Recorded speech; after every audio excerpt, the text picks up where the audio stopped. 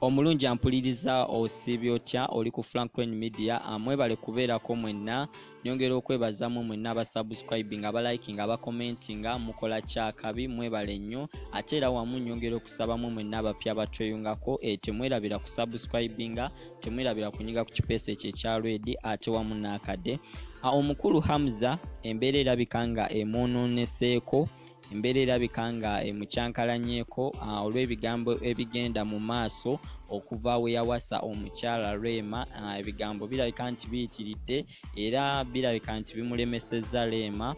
omukulu ono okuva we yawasa Rema ebigambo byatandika okuyitingana nti Rema yawasiza Hamza Rema yataddemu ssente okuwasa Hamza era amawulire ne gavaayo ne gayitingana nti Hamza atunze emmotoka ye ne Rema n'atunda emmotoka ze okubanga bateeka nti beewola era banka ziba banja bali mabanja era bibadde biyitingana nti ne bw'olaba Rema bwadde takyafulumya music ng'ali mabanja asasula mabanja wabula omukulu Hamza ebyo byonna bitandise okuba nti bimujjako atandise okuba nti ava mu mbeera olw'ebigambo ebigenda mu maaso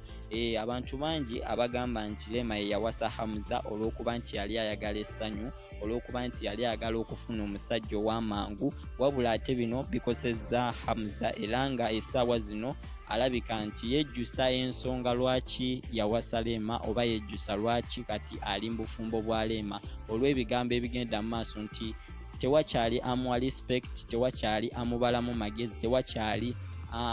amuwa respect. In fact abasajja abasinga ba entertainer bamwogerako ebigambo ebyenjawulo example ba comedian bonna abasinga bazanyira ku ye nti nga we yafumbirwa Rema nga we yawasibwa Rema nga bw'abeere waka nti ayoza bintu nti tebamukiriza kuva waka yakuma omwana ebigambo ebyenjawulo webityo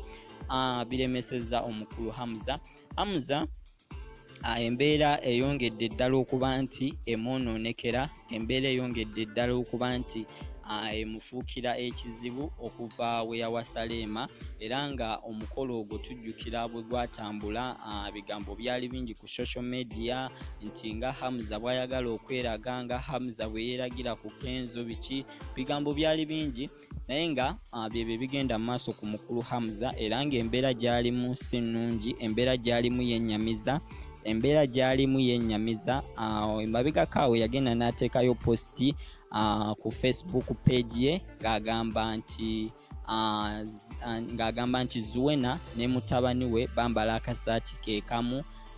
bajje abagulireyo akasaati aba abagulireyo engoye nti akoye okubalaba mu kasaati akamu ke bambala ekigambo ekyo kyamuvuma ebigambo ebiyitirivu era abantu bangi abamuvuma bamulangira ebigambo bingi byesigenda kwogera ebigambo byali bingi ng'ate biva ku sayidi esinga okubeera eya Kenzo ng'era bangi abaali bamulangira olw'okufumbirwa Rema olw'okukkiriza Rema amufumbirwe oba olw'okukkiriza Rema okumuwasa bigambo byali bingi byayitingana ku social media era abantu bangi abamuvuma wabula olwaleero kinkakataseeko okuvaayo okubabuulira embeera omukulu ono gyalimu kyembeera gyalimu si nnungi era essaawa yonna tujja kuwulira nti kino na kino kibaddewo olw'ensonga bweti ne bweti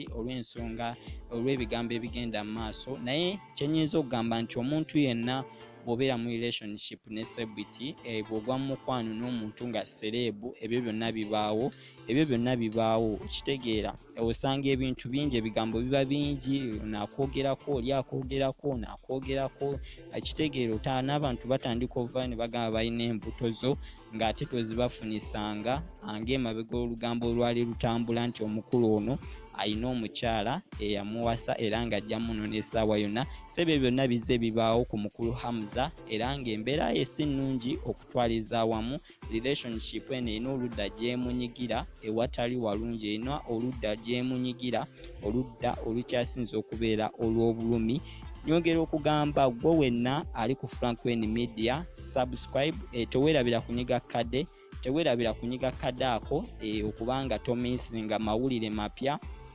gabagaze. So nyongera okusaba wenna nti subscribe banaye toskipinga nga tosubscribinze kubanga buli wo subscribinga naffe kitongeramu amaanyi okubaleetera ebipya. Nsigadde mpitibwa Frank Wayne mwebale kubeerako Frank Wayne Media mubeere bulungi mbaagala nnyo.